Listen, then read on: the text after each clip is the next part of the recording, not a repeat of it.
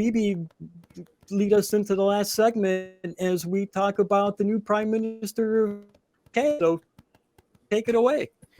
So yes, thank you for, clearing customs and coming through immigration control. You have now entered a country with a Hindu prime minister in this Christian nation that is the United Kingdom, with this established Anglican church. So we're now going to be going through the Live Mint article that was written on the 25th of October by Sunak. I'm going to get this surname wrong. I do apologise for that. Mukhopadhyay. And if you're going to complain about me, please complain away in the chat, because I got that completely wrong. But we do have a new Prime Minister of the UK who was coronated by the parliamentary party that he is a member of. And he is the first Hindu Prime Minister and the first ethnic minority Prime Minister, and by that I mean non-white Prime Minister of the United Kingdom. He comes from an Indian heritage, and he's the 222nd richest man in England, which makes him twice as wealthy as King Charles III. So, yes, I was feeling a bit strange about this one, and I was just wondering what, Scott had to say about, well, in my country. My first reaction was I was kind of surprised. I was taken off guard. I didn't see it coming. I understand that racial prejudice is not necessarily identical in Europe as it is in the United States, but I didn't expect anything like that to happen anytime soon. But my second reaction was cool, right? Cool. I'm a firm believer that diversity is really a massive source of strength, and you think about it in terms of evolution, right? It provides new solutions to new and old problems, and so anytime we can bring a different viewpoint into the discussion, I think that just adds to the power of that discussion. Exposure to new ideas, whether they're good or bad, can push progress along. I consider myself to be a progressive, and so I want to advance the conversation. I want to advance the expectations. I want to advance the the level of the discourse and the level of interaction between people. But my third reaction was like, yeah, he's a religious minority, he's a racial minority, but he's also a conservative billionaire. And so when we talk about guarded optimism, that's where the guarded part comes in, and so puts a damper on that optimism. Still optimistic. It seems interesting to me. But like to quote Adam Savage, I think it was Adam Savage from the Mythbusters, he said, "My skepti sense is tingling." And so I'm watching this with an interested eye, although I'm suspicious that there might be an outcome that I'm not expecting. I don't know, Jerome, what are your thoughts here? Pretty much, I think we're along the same lines here. Because I'm glad to see a non-Christian minority become prime minister. That's dope. Who the hell saw that coming? That's dope. But I still have to curb my enthusiasm, like you were saying, Scott, because looking at it from a realistic perspective, he is affiliated with the Conservative Party. And that tells you a lot more in itself, because that kind of means you shouldn't predict that he's going to be coming into office to right the wrongs of even just other Hindus, let alone the people, right? Because that's just not what the Conservative Party is known for. I doubt that he's going to be the person to come in and fix Brexit, because he agrees with Boris Johnson. According to all the articles I've read, he agrees with that strategy of Brexit. So I don't see him coming in to fix that. And what I really feel is apparent with his affiliation is something that we're currently dealing with in the States, actually. Of course, I bring it back to the States, Phoebe. I'm sorry. We're not the center of the universe, but we are. So I'm sorry.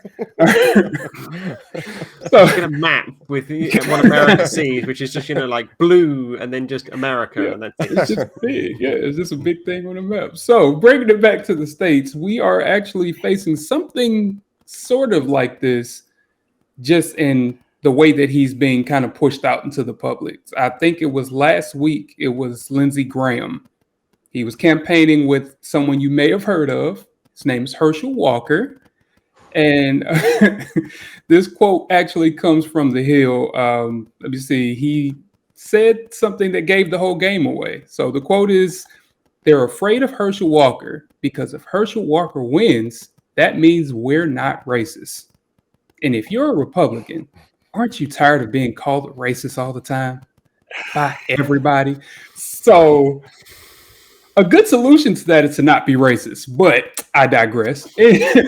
So that pretty much, like, that kind of it takes the sheen away when you see a minority, someone who doesn't usually like fit that usual bill of a leader, especially a prime minister.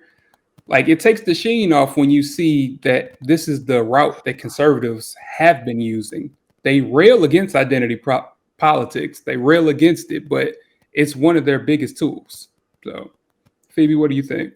I'll send it back across the pond.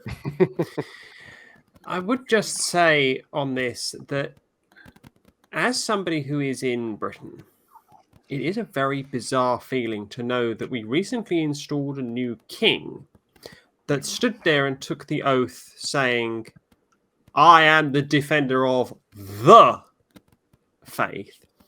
And then less than a month later, he's turning around and saying, "Here is my Hindu prime minister." And when I say defender of the faith, I'm referring to the established Anglican Church in the UK. And we're going to have some very interesting moments here because the UK political system has 12 Anglican bishops in the upper house. Permanent members of that voting chamber who make laws on legislation are Anglican bishops. And they are recommended to the king by the prime minister. So the Hindu prime minister is going to be recommending which Anglican bishops are recommended to the head of the Anglican church to sit as the Anglican representatives in Parliament. And I can see Kelley is really chomping at this bit to, try and take one of those seats. So I'm gonna hand you a cassock and say, put it on, and you can have one of those seats. That was like the first thing I thought of is how is the church going to handle? Does he say God save the king in public? And how does that go over with the? Yeah, right. I don't. It just the whole. You just brought up exactly the first thing that hit my mind was the relationship that the government has with the Anglican Church, and how are they going to resolve that? I'm not sure how that's going to happen in the future, but I'm really, really curious to see how it plays out because I don't see it being at least easy. I mean, it's not something that can't be solved, but I don't see it as being something that's going to be very easily solved unless Rishi just kind of caves and does what they want him to do. And that's the only thing I can see him doing in the end is rubber stamping anything that the church would like to have done, right? I'm more concerned about his political views as opposed to his religious ones, to tell you the truth.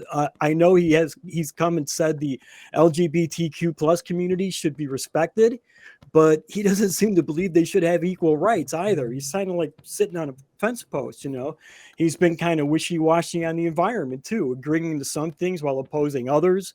Like he supports solar panels on buildings, but is against Britain eliminating greenhouse gases from transportation. As Jerome mentioned, he was a big supporter of Brexit and Boris Johnson. And I think that's two of what I consider the UK's three biggest mistakes in the last 5 or 6 years, right? The third being Liz Truss. And speaking of the lettuce lady, I see that there have already been letters of no confidence against Rishi Sunak. Absolutely. And my son thinks he won't last longer than a gallon of milk, let alone a head of lettuce. So I would like to see what's going to happen, how this will play out in the next couple of weeks.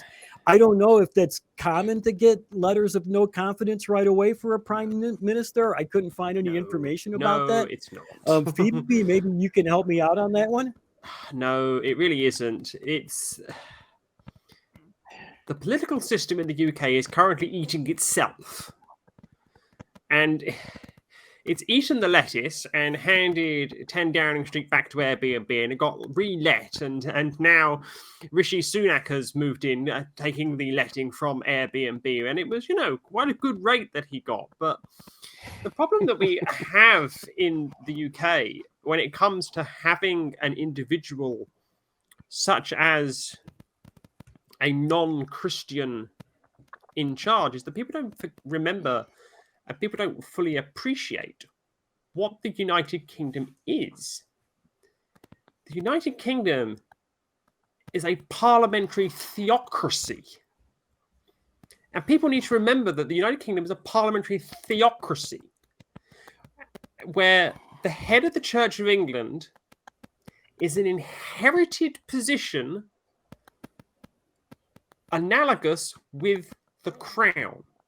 So when Elizabeth II died, Charles III automatically inherited the position of head of the Anglican Church and defender of the faith and King of England, King of Scotland.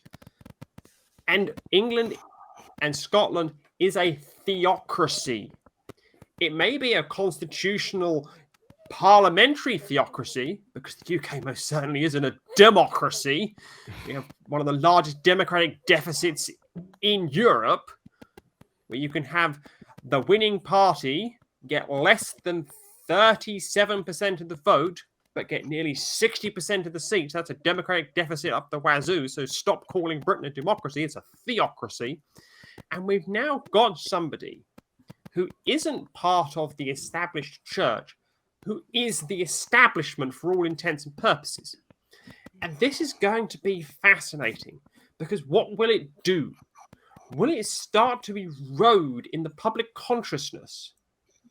Why have we accepted for so long my country as a theocracy? And where will we be tomorrow? Will we still be a theocracy? Or is this the beginning of the end of the theocratic nature of the United Kingdom? And could it very well be the end, or the beginning of the end, of the United Kingdom itself, and the end of the Union of the Crowns? Because this is going to be a very interesting time, because if you start to have people who are not the established religion, what's to say in the public consciousness, well, why do we have an established religion at all? Yeah, and that's an interesting point that you bring up. I mean, at the very least, it brings that into question, right? How is this person who doesn't fit the mold? They don't fit the mold of whatever role it is that he's going to be playing in the functioning of that theocracy. And so, at some point you just have to say, hey, just anything that's going to shake things up, has to have some good in it. Yeah. Although, just because he's a religious and an ethnic minority, that doesn't necessarily make him an awesome person. The fact that he's a conservative and a billionaire doesn't necessarily make him an asshole either. And so, we do need to take it with a grain of salt. The striving for diversity does have a little bite to it, does have a little kickback sometimes. Again, cautiously optimistic, guarded optimism. But we'll see. I mean, it's something is going to happen. That's for sure. Something interesting is going to happen. Hopefully, too many people don't get hurt. I feel like I'm watching this on TV, and I guess in many ways that I am. But it's just like, oh, that's happening. That's happening over there. Interesting. What's going to happen? And so I'm really curious to see what happens with it, because we know that it'll give us an insight into how people react to things. And so anything that we can do to learn about way to interact with people and ways that we can make our society work or not work, there's something that can be learned from that. I like to tell that to all my students that, don't focus on the mistakes, focus on, okay, we made a mistake. What can we do better? What can we do? How can this make things better than it was before? I don't know, Jerome, you got any last words for us here? I will just jump in and say, like, sort of kind of piggyback off what you said, but just be cautious. I know him being this super wealthy person doesn't necessarily make him an asshole, but just look at our country as a cautionary tale. Just look at our country as a cautionary tale. We've had billionaires in charge. So, I mean, the big thing about that is just what I was saying just in the second segment. It's not a lot of people that are fighting against their own prosperity, right? So if the status quo is what made you a billionaire, probably not going to jump in the office and be like, well, you know what, this needs to stop. Like, so just be cautious. That's all I'll say. You said the magic word there, billionaire. Yeah. That's the magic word. Yep. He does seem to be pretty good at keeping one foot on either side of the fence. Unfortunately, you can really hurt yourself doing that. So it'll be interesting to see how this plays out. I mean, as Phoebe mentioned, this could be the end of the constitutional monarchy. We might see a whole new different phase of the UK happening. And in some ways, I think it's a good thing. I mean, like you said, it could be the end of the theocracy. So anybody have any last words before we leave this segment of the show? I will just say one thing that did catch my eye, and I leave you with this. The Pony Club of Great Britain said Rishi Sunak is the kind of dad who stays behind afterwards and helps put the jumps away. And I'll leave you with that. Oh, God. It's perfect. It's so perfect. That is perfect. That's great.